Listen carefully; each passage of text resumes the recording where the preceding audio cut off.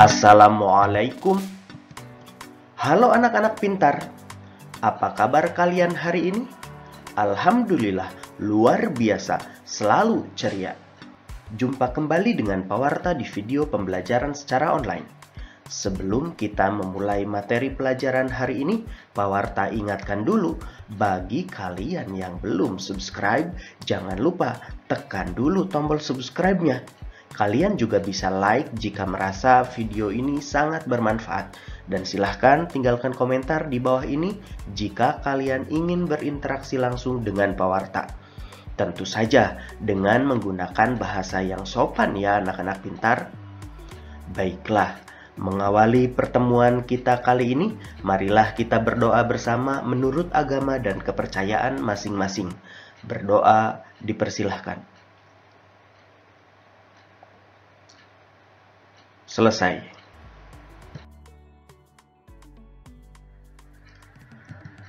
Anak-anak pintar, pernahkah kalian mendengar kalimat Bhinneka Tunggal Ika? Ya, kalimat itu terdapat pada Garuda Pancasila. Garuda Pancasila adalah lambang negara kita. Sedangkan Bhinneka Tunggal Ika berarti berbeda-beda tetapi tetap satu. Kalimat Bhinneka Tunggal Ika ini terdapat dalam buku Sutasoma, karangan Empu Tantular.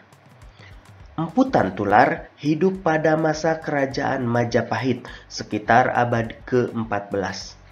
Dalam buku Sutasoma, pengertian Bhinneka Tunggal Ika lebih ditekankan pada keanekaragaman agama dan kepercayaan di kalangan masyarakat Majapahit.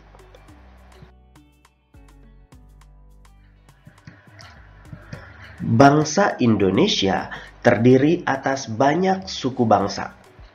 Suku bangsa apa sajakah itu? Ada suku Sunda, Jawa, Batak, Minangkabau, dan masih banyak yang lainnya. Sekarang, mari kita baca bersama teks berikut ini. Judulnya Suku Bangsa di Indonesia. Sejak dahulu kala, bangsa Indonesia hidup dalam keragaman. Kalimat Bhinneka Tunggal Ika pada lambang negara Garuda Pancasila bukan cuma slogan. Penduduk Indonesia terdiri atas beragam suku bangsa, agama, bahasa, adat, dan budaya, tetapi semua dapat hidup rukun berdampingan. Berdasarkan hasil sensus Badan Pusat Statistik atau BPS tahun 2010, bangsa Indonesia terdiri atas 1.331 suku. Berdasarkan sensus itu pula, suku bangsa terbesar adalah suku Jawa yang meliputi 40,2% dari penduduk Indonesia. Suku Jawa ini merupakan gabungan dari suku-suku bangsa di Pulau Jawa, yaitu Jawa, Osing, Tengger, Samin, Bawean, Naga, dan suku-suku lainnya. Suku yang paling sedikit jumlahnya adalah suku Nias dengan jumlah 1.041.925 jiwa atau hanya 0,44% dari jumlah penduduk Indonesia. Namun, suku-suku Papua yang terdiri atas 466 suku jumlahnya hanya 2.693.630 jiwa atau 1,14% dari jumlah penduduk Indonesia. Sedangkan etnis Tionghoa jumlahnya 2.832.510 jiwa atau 1,2% penduduk Indonesia. Anak-anak pintar, apakah kalian menemukan kosakata baru dari bacaan tersebut? Mungkin kalian menemukan beberapa kata yang asing dan sulit untuk mengartikannya. Berikut, Pak Warta kemukakan beberapa kata yang mungkin kalian baru mendengarnya. Yang pertama ada kata etnis, artinya suku bangsa. Yang kedua ada juga kata slogan, artinya moto atau frasa yang dipakai pada konteks politik, komersial agama, dan lainnya sebagai ekspresi sebuah ide atau tujuan yang mudah diingat. Jika kita perhatikan, bacaan tersebut terdiri atas dua paragraf, yaitu paragraf ke-1 dan paragraf kedua. Masing-masing paragraf memiliki ide pokok tersendiri yang disebut sebagai pokok pikiran atau gagasan pokok. Pokok pikiran paragraf pertama yaitu sejak dahulu bangsa Indonesia hidup dalam keragaman. Sedangkan pokok pikiran paragraf yang kedua yaitu berdasarkan hasil sensus BPS tahun 2010, bangsa Indonesia terdiri atas 1.331 suku. Nah, anak-anak pintar, apakah kalian masih ingat bagaimana cara menentukan pokok pikiran pada sebuah paragraf? Berikut ini pewarta kemukakan cara menentukan pokok pikiran pada sebuah paragraf. Yang pertama, membaca seluruh kalimat dalam paragraf. Yang kedua, menandai kalimat awal, kalimat akhir, atau kalimat awal dan kalimat akhir paragraf. Yang ketiga, menandai pikiran pokok yang terdapat di awal, akhir, atau bahkan awal dan akhir paragraf. Mari kita coba. Pertama-tama, mari kita baca paragraf berikut ini. Di Kabupaten Lombok Barat, Nusa Tenggara Barat, ada sebuah daerah yang terkenal dengan seni pembuatan gerabah, yaitu Banyumulek. Ada satu karya unik dari seni kerajinan gerabah dari Banyumulek ini, yaitu kendi maling. Umumnya, kendi atau wadah air mempunyai lubang di bagian atas untuk mengisi air.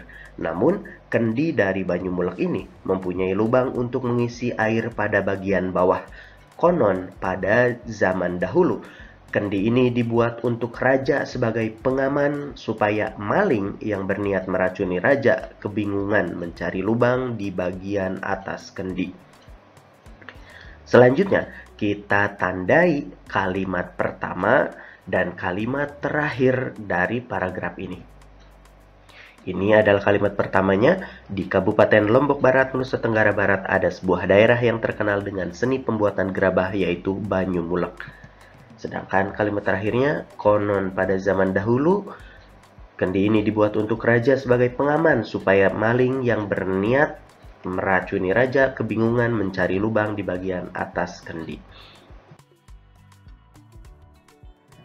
Kalimat pertama berbunyi, di Kabupaten Lombok Barat, Nusa Tenggara Barat, ada sebuah daerah yang terkenal dengan seni pembuatan gerabah, yaitu Banyumulek. Sedangkan kalimat berikutnya berisikan tentang jenis kendi yang terkenal bernama kendi maling. Sehingga kita bisa menuliskan bahwa pokok pikiran paragraf tersebut adalah kendi maling adalah jenis kendi yang terkenal dari Banyumulek, Lombok, Nusa Tenggara Barat.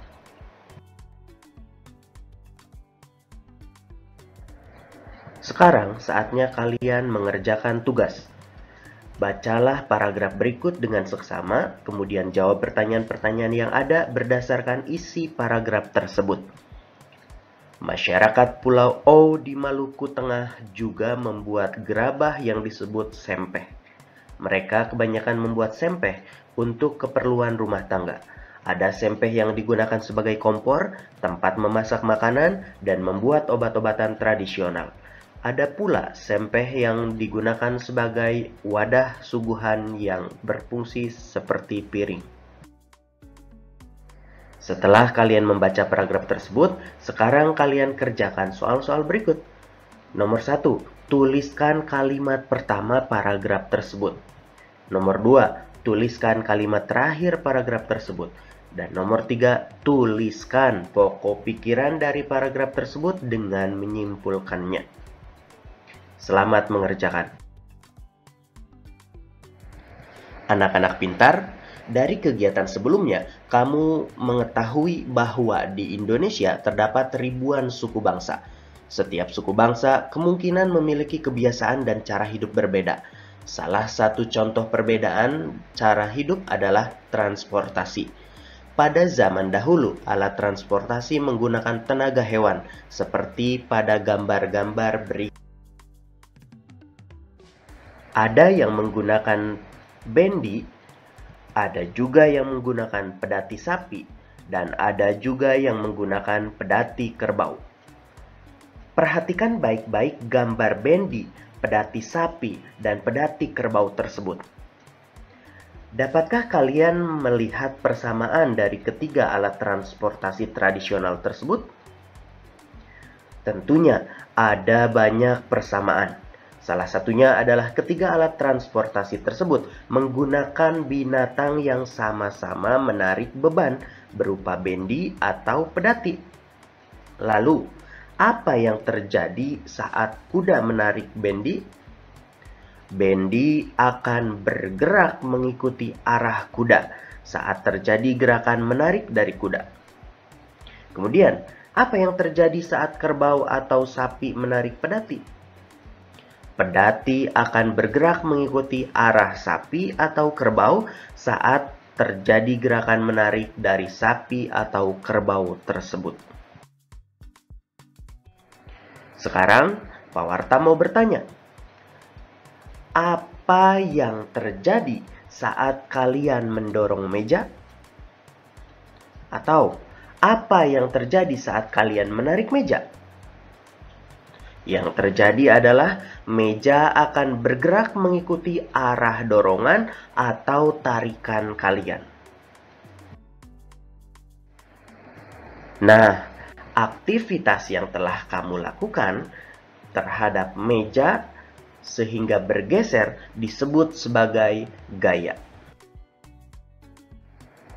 Lalu, apa yang dimaksud dengan gaya? Gaya adalah dorongan atau tarikan yang dapat menyebabkan benda bergerak atau berubah bentuk. Perhatikan gambar-gambar berikut ini. Apa yang menyebabkan mobil tersebut bergerak? Mobil bergerak karena didorong dari belakang yang bersumber dari peregangan otot-otot pada orang yang mendorongnya. Lalu, apa yang menyebabkan lampu tersebut menyala? Tentu saja karena adanya aliran listrik. Dan mengapa paku-paku tersebut bisa menempel? Paku-paku tersebut menempel karena adanya tarikan dari benda lain yang disebut magnet.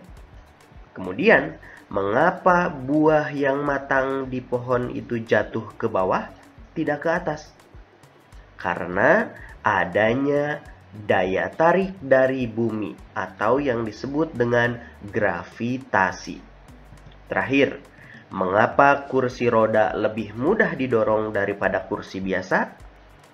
Karena bentuk roda yang bulat mengurangi gesekan antara permukaan lantai dengan kursi tersebut. Dari penjelasan tersebut, bisa disimpulkan bahwa gaya itu ada berbagai macam. Ada yang disebut sebagai gaya otot, yaitu gaya yang bersumber dari otot, baik otot manusia maupun otot binatang. Kemudian gaya listrik, yang bersumber dari arus listrik. Gaya magnet, yang bersumber dari magnet. Gaya gravitasi, yang bersumber dari gaya tarik bumi terhadap benda-benda di atasnya. Dan yang terakhir, gaya gesek, yang ditimbulkan dari dua benda yang bersentuhan. Tugas untuk kalian. Perhatikan gambar-gambar berikut, kemudian jawab soalnya. Yang pertama, gaya apakah yang ditunjukkan pada gambar-gambar tersebut? Apakah gaya otot, gaya listrik, gaya gravitasi, gaya magnet, ataukah gaya gesekan? Yang kedua, apa pengaruh gaya tersebut terhadap benda yang dikenai gaya pada setiap gambarnya? Silahkan kalian tuliskan pada buku tugas kalian masing-masing. Selamat mengerjakan.